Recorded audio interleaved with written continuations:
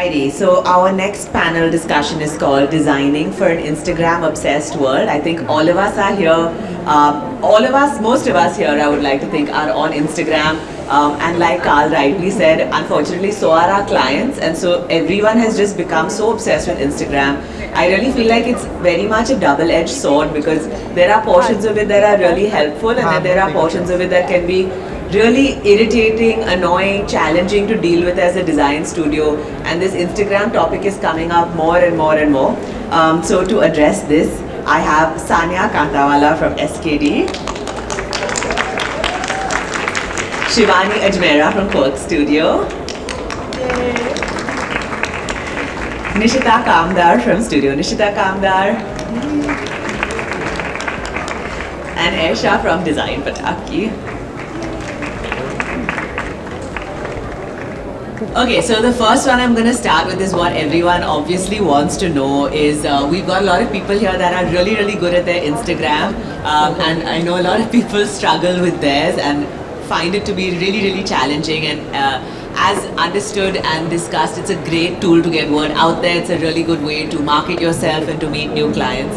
I wanted to go through and ask everyone, and I'll start with you.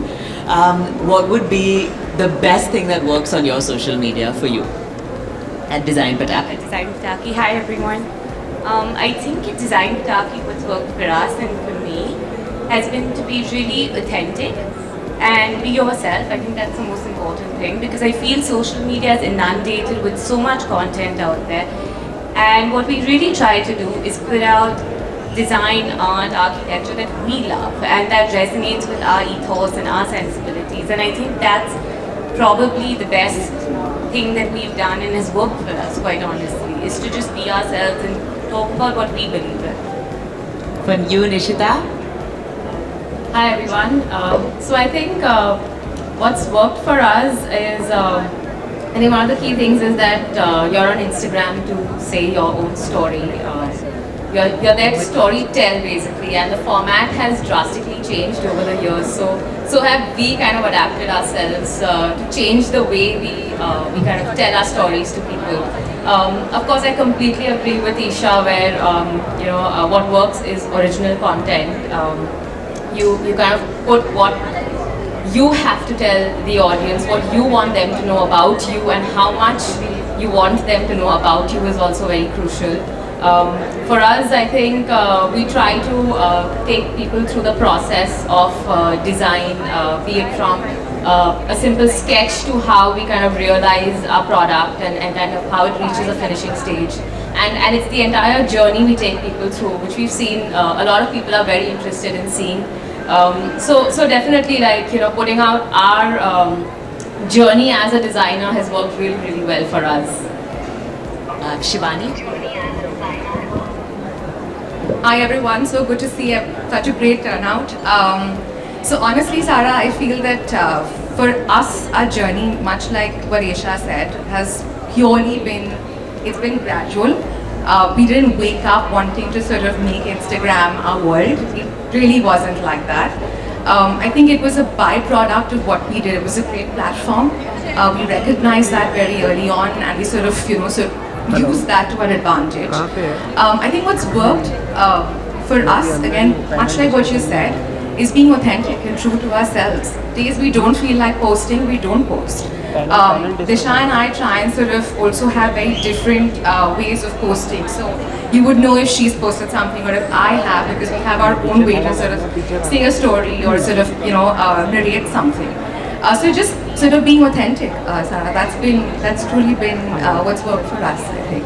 And for you, Saniya, I feel like for you, you do some really, really amazing work, but you can be a bit private with your social media sometimes. Like, I don't know if you share all of it, because I know, like, your body of work is amazing, but I don't know if you share all of it. So what is your take on social media and how sweet, you... Firstly, thank you so much, Sarah. Coming from you, that too.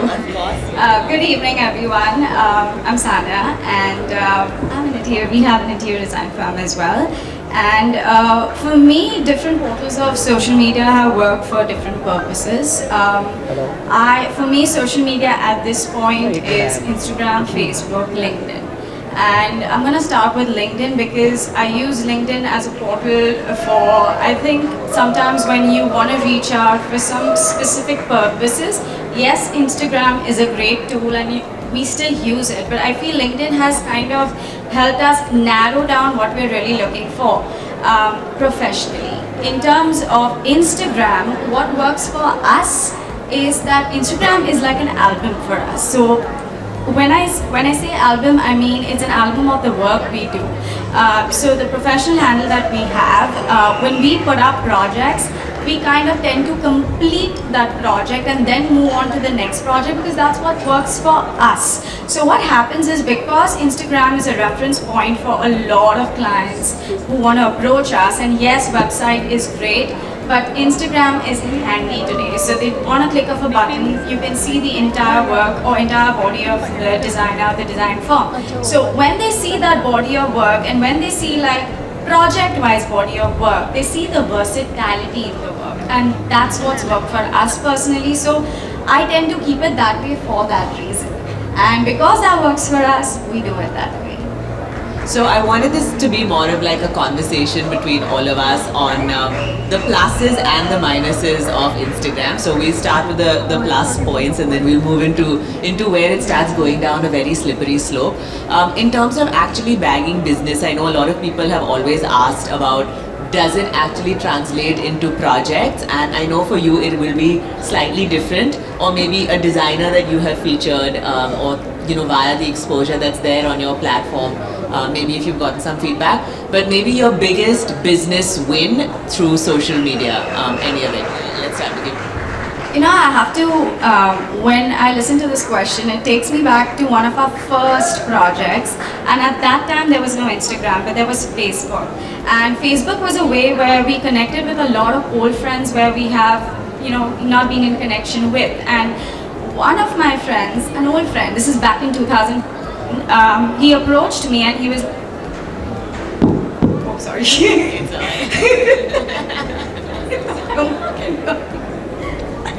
So he went like, hey, I have a friend and he's looking to do up a quick service restaurant. It's 300 square feet, would you be interested? Now this is me having come out from college, had work experience, and now I'm looking to start something on my own.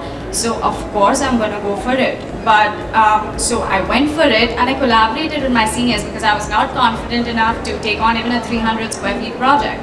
And that's what I did. I collaborated with my seniors, and the 300 square feet project started from social media. I wouldn't say social media for us has worked throughout by getting directly projects or getting approached to project, but what social media did for us was, it was our route. It helped us get the few first clients that we needed, and then our work got us the work. So it was just about, that's why this question, just when I hear this question, one of our first projects was through Facebook. So I can't discredit it. I cannot say no, social media did not. Of course it worked for me, and then it was just indirect, word of mouth or just work bringing you work at the end of the day. So that's my story.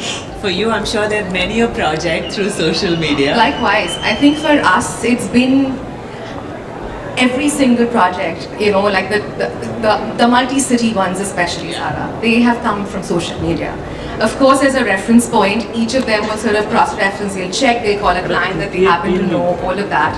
But so much of our work that happens outside of Mumbai comes from social media, from Instagram especially. So yes, it's been a huge, huge part of our journey, and so much credit to what we can do on that platform, and the fact that we can put our work out there every single day in the capacity that we want to put it, and have people access it. I think it's been wonderful. So yeah, so the other cities have all happened through Instagram for sure. Nishita? So I think I've also had very interesting projects come through social media. And again, when I started around 8 years back, Instagram was not that in, and it was Facebook. So for me, my very first project, which is called the Open House, we published it, and that time you barely even knew what it was. It wasn't even that big to get things out there. And there was a news channel who wanted to cover the apartment, and I was like, why am I doing this? I don't even know. Nobody even looks at that news channel. Why am I doing it? I know it's not social media, but it's a form of media. And of course, it got aired, nobody saw it, nobody even heard about it. And a few months later, somebody calls me, they landed in Dubai and they're like, I saw this show in an in-flight entertainment on a flight to Dubai. And I wanted to just get off the plane and call you up and ask you to do up my home in Pune. Oh wow! And that was so cool because you really don't know where this is going and who's kind of pushing your work out there, who's watching you all the time. So yes, the powers of social media are amazing, but it's a boon and bane. So I think that's something we can discuss. Yeah, we'll definitely get to the bane part. But your open house, so Nishita would tag everyone in her pictures, whoever is relevant and important.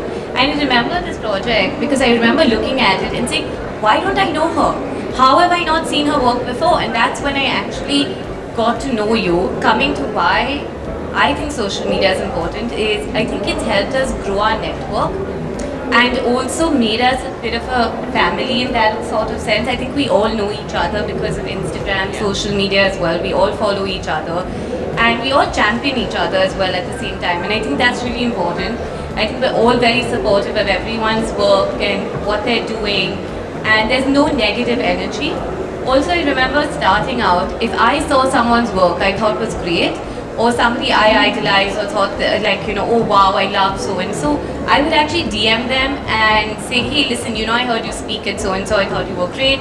And that's how we kind of built our network in that sort of sense. So commenting on people's posts if you thought they were great, again, be authentic. No one's saying go crazy and put emojis on everyone's pictures out there, but I think it can be used very positively as well. So that would probably be why I think social media has been great for us. So I think obviously I like and enjoy social media, but I think there's a lot of negative mental health things that happen because of use of social media. So I had an instance of a very senior designer calling me and being like, yo, what's up? I was like, oh, yeah, what's up?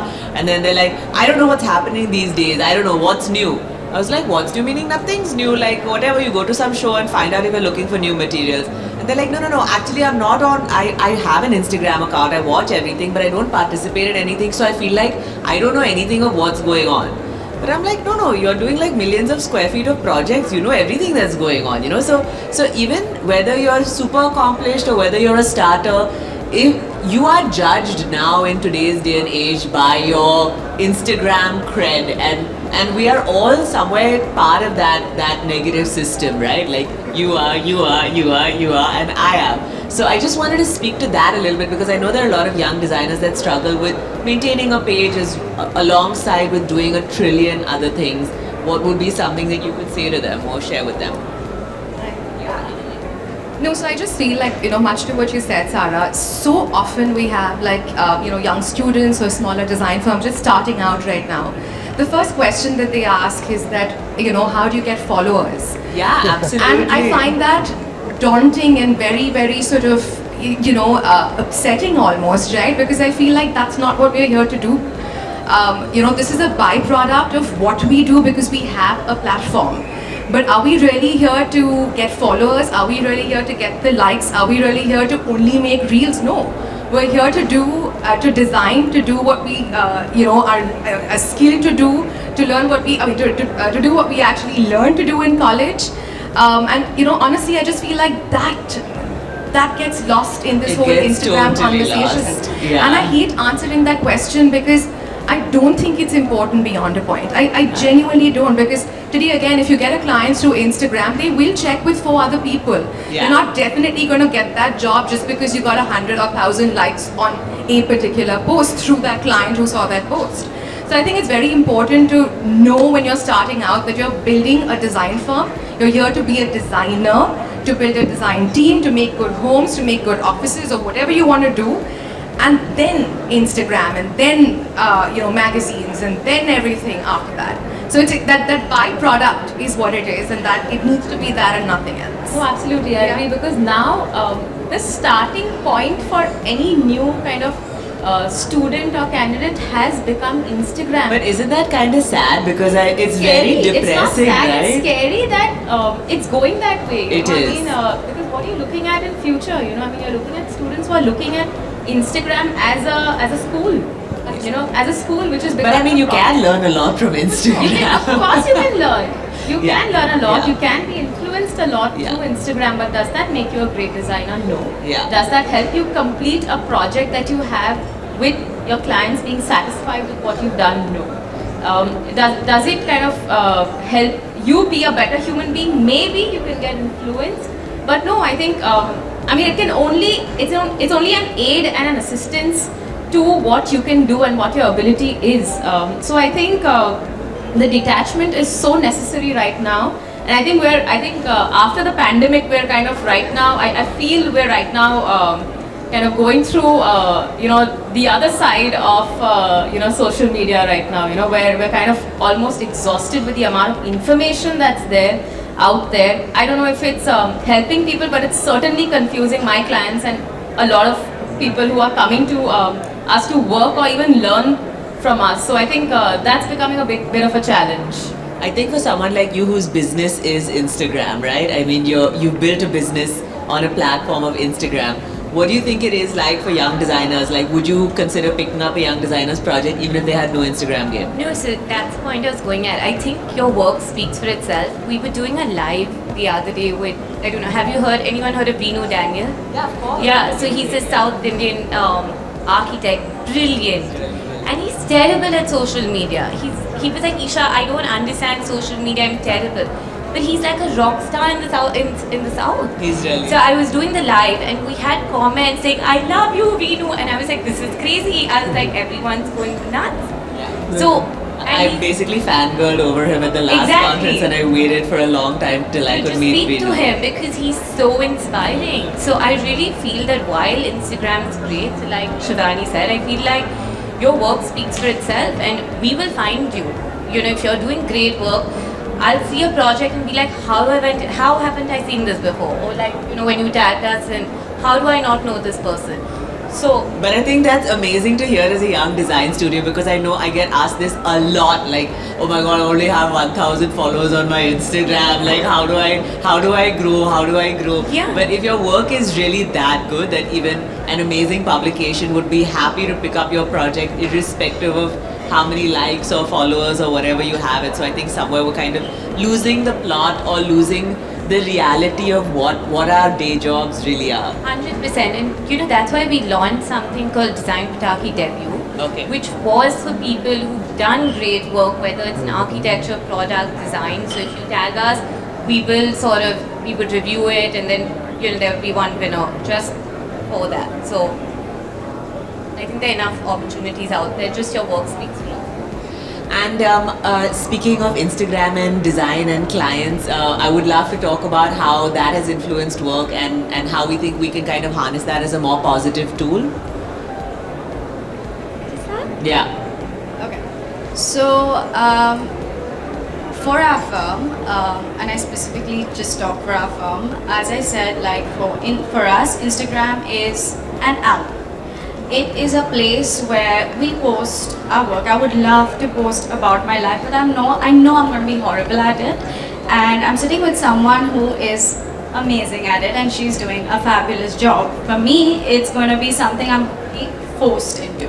So I can't do that because of that, because I know my strengths, I know my weakness. But I know that design is my strength. And I know that when I put good work out there, it will end up getting work back. So for me, because it's my album, because it's in a way a sketchbook, because it's in a way, it's a portal where we throw out ideas, that's what works for us. So when clients come to us and they say, hey, can we see your website, can we see your Instagram handle? Sure, go for it, check it all out, see if it resonates with you, see if it works for you.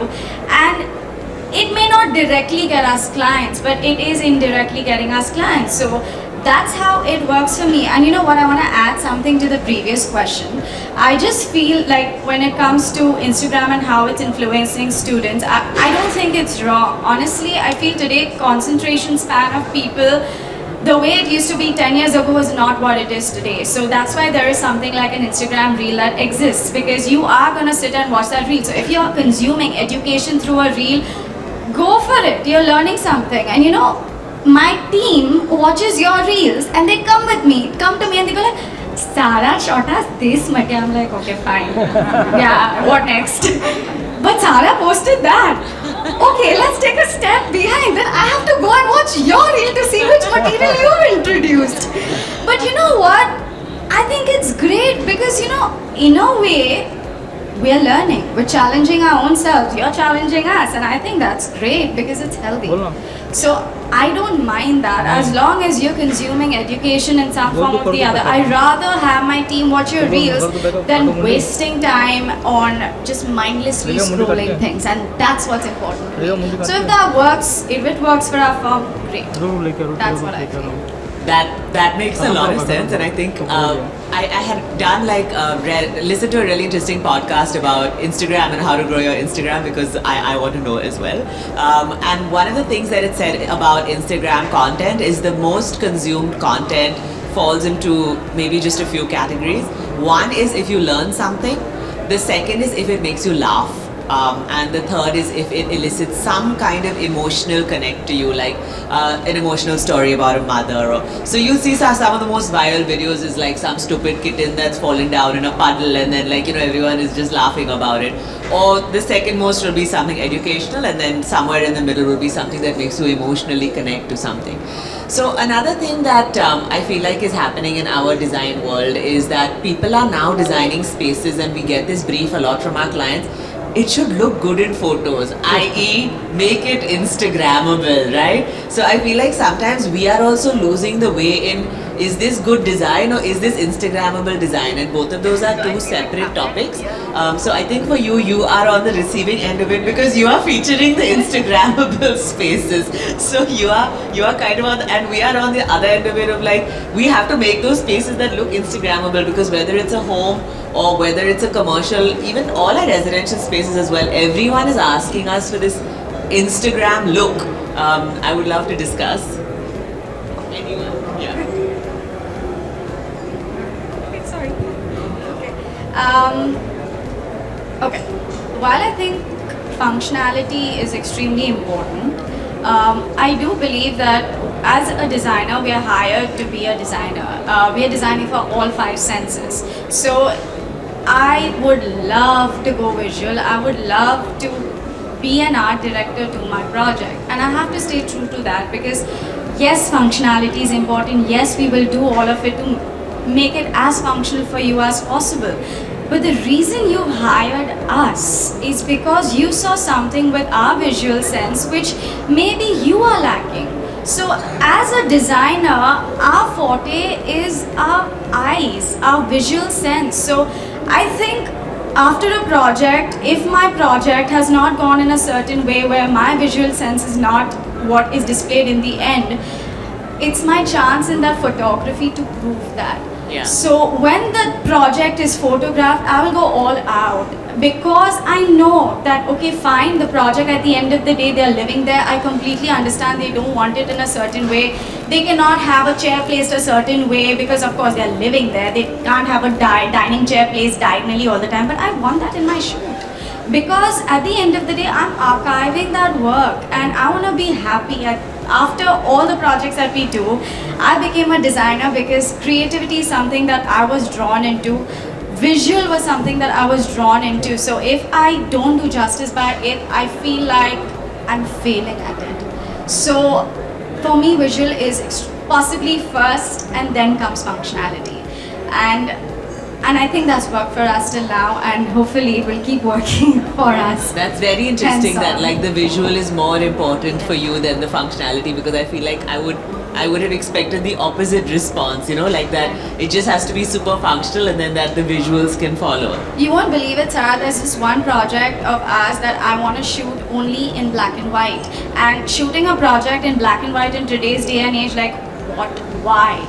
But I know that when we're going to shoot that project, I know that the color would not do it justice, but the visual sense of black and white of moving with texture and gradient would be seen better in a black and white lens. So again, that's why I kind of become like an art director. Yeah, you sound like an artist so that that's why wants for to. me Yeah. it's a little different, but please go ahead. Shivani, Nishita, both of you all have very Instagram-worthy spaces like that, photograph very well. Yeah. So, just taking off from where you started with art direction and photography, it's kind of changed the game for photographers as Yeah, well today. You absolutely. know, Absolutely. I interviewed a photographer very recently for a project. It was a very funny thing that happened. They came up with this entire kind of 10-point Instagram shots, you know, to take, and I'm like, they're like bed corner shot, table corner shot, like, you know, side table corner shot, and you know, like all these kind of like shots that are really popular on Instagram. You know, it's like this like tick box, you know, that you have to make, and that was really funny because I'm like, you're not showing my space there, you know, Yeah. you're just showing a moment which doesn't even matter. You remove the vase which I have not designed, you remove the flowers from it which I have not designed, you remove the carpet from below which I have not designed, and what you're left with is just blank walls which I designed. Yes, I love my blank walls, but that's not the shot, you know, Yeah, for it. yeah. I'll tell you how I see the space and you shoot it that way, you know. I'm not discrediting, you know, whatever they bring to the table, of course, you know, but at the same time, the way we see our project is very different from how a photographer would see a project, and of course, very different from how a client would see a project. But at the same time, every time a new client walks in, we take a really long time to counsel them on how the picture that they have sent us, without styling and without all these little fancy objects that It's are not that hovering nice. around it. You know how important that is, you know, and you know, it takes a while to do that because they don't come with that school of thought. So we do spend a lot of time, you know, kind of encouraging the clients to design a space that speaks for itself rather than the artifacts that speak for itself. And which is why we're architects, we're space designers at the end of it. You know, you know, otherwise, I mean, it's better to hire a stylist instead of an architect. You know, so. Even in practice, I think we spend a lot of time kind of getting the right proportions of a space and, you know, the right volumes in a space, which I think for me speak a lot more and help us a lot more in achieving a right product than, you know, which kind of chandelier we put in at the end of the project. For you, Shivani? I think for me, much like Saniya, I'm a huge believer of sort of curating your content nicely. It is your vision at the end of the day. It is your project. You want it to look its best version. It's a bit like, you know, getting ready for work or getting ready to go to a party. You want to look your best version, so your project looks your best version as well. So nothing wrong in great curated content for sure. It's worked for us, I'll be very honest. So every project that we, you know, sort of design and see it through, we document it in every capacity. So whether it's photography, whether it's a video format now, and why not? I feel like if you have the access, if that's what's working on Instagram, it's important that we sort of utilize these tools to kind of, you know, put our work out there. So I'm a huge believer of it. I love curated content out there. And for you? I'm going to give a little different perspective to this, and I know a lot of people ask you how do you get featured or how do you get more followers, and here's an insider secret. We follow popular photographers and stylists to see what projects are out there. That's how we scope for work. So tag them, use them, that kind of helps us see what's out there, because it's impossible to follow everyone's work and to follow every young designer coming up. So that's what we usually recommend That's a to great people. tip, is essentially just that's use a an good insider photographer. secret. Another one is when the team is looking at projects and they'll pitch it to me and it comes to me. The one question I ask them is, what is your hero shot? Which means, what is the picture I'm posting on Instagram which will get eyeballs? So that's kind of our perspective and our take. A little different from all three of y'all, but that's actually kind of helps us curate our content as well, because you need that one stunning shot which really gets people to wonder, okay, let's look at the rest of the project. This looks great. I mean, I do agree with that like after you put in 1 year worth of work on a project, it's nice to have that, even that one picture that's so beautiful that it captures all of the effort that you put into it. But I actually have a very different perspective to you guys. Even for someone that's on Instagram 24/7, I never think about how my spaces visually look totally. We just design it, we style it, we put it together, and then I just hire the best photographers that money can buy, and then make sure that they understand the vibe of the space and that they capture it. But like what the two of you guys were saying, that like you all think of it visually from the start of like, yes, this is the aesthetic and this is how I would like things and this to look. My brain doesn't work like that at all somehow. Like it's just a very, very different thought process. In fact, I'll be very honest, like when we're even sending out rough shots to our photographers, we have some great talented photographers. You guys send out rough shots to your photographers? No, I think it really elements drawn in that. I feel like, often we send references saying that this is how I've imagined the space to, for example, the Misa home that we did was a very sort of minimalistic Scandinavian sort of home that we designed. It was important that the photographer understands that thought process, the fact that it was designed like that, the client loved it like that. Imagine having yellow light and, jarring sort of exposures at randoms. It would spoil the design. I think it's very important when you design a space and you're shooting it, that the photographers align to your vision as well. Hugely aligned to it. We spend a lot of time because I think it translates your work. It's really just I fell asleep on my previous shoot that was happening at my house. I took like a 1 hour nap in the afternoon because I thought the photographer was just fine on his own. Now I'm hearing these perspectives and I'm like, oh god, maybe I should have paid a bit more attention. Your project more than you, and nobody you can visualize. So I'll give them like a brief in the beginning and I'll run away. I agree with you. I think it's, of course you give them a free hand to sort of do what they do because they do that best. But I think it's important to kind of work as a team a little bit, just because it's your design and your labor work that's out there, and sort of work in tandem. Yeah. So to wrap up this conversation, I wanted to ask you guys what your favorite Instagram pages were and why they resonate with you. I want to start with you.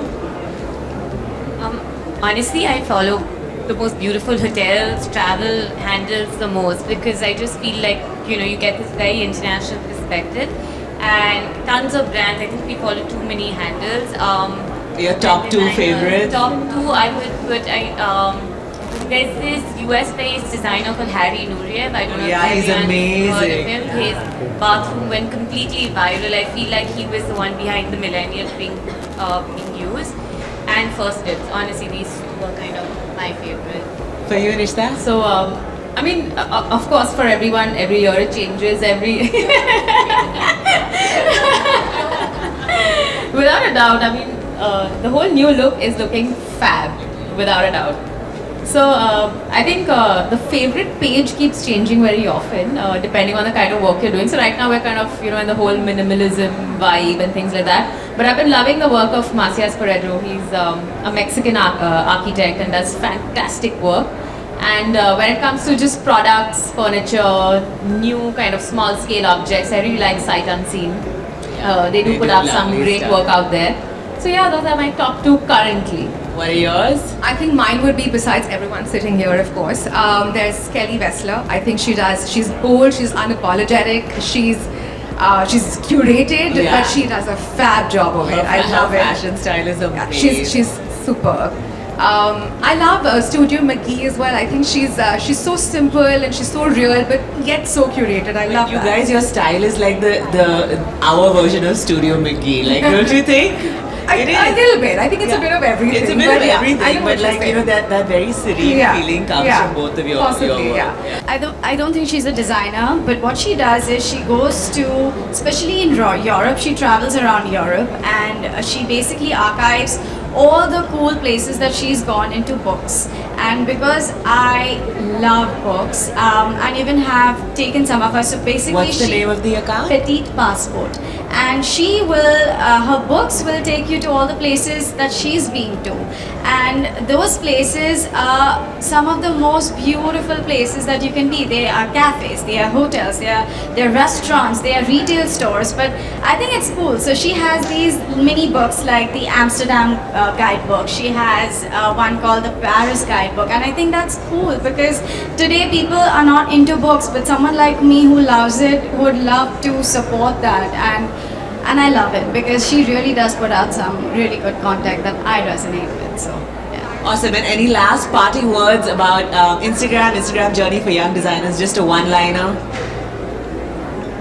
Sorry, can you repeat A that? one-liner, just like parting words on Instagram and anyone that's starting up or in process with their Instagram journey. If you're working with the firm, just give it your all with the firm. And if you are starting out on your own, I think your sketches, and if you really, sketches are something you can post. It's not necessary to have the account. Start your account when you're really feeling confident to post something, and if you're vulnerable to post it, see, again, there's no rule to Instagram. At the end of the day, do what works for you. Try and be as much as you can be yourself on it, and everything else will just flow for you. That's it. Shivani. I think parting words, design first, followers will follow. That's pretty much what I want to say. So I think it would just be, don't spend too much time on it. Spend it on your sketchbook instead. I think it will get you a lot more rewards and followers and clients, which are more important than Instagram. So yeah. Well said.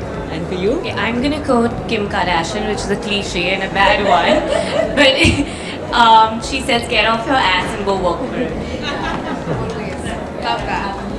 Thank you guys. Thank you. Thank you, Sarah.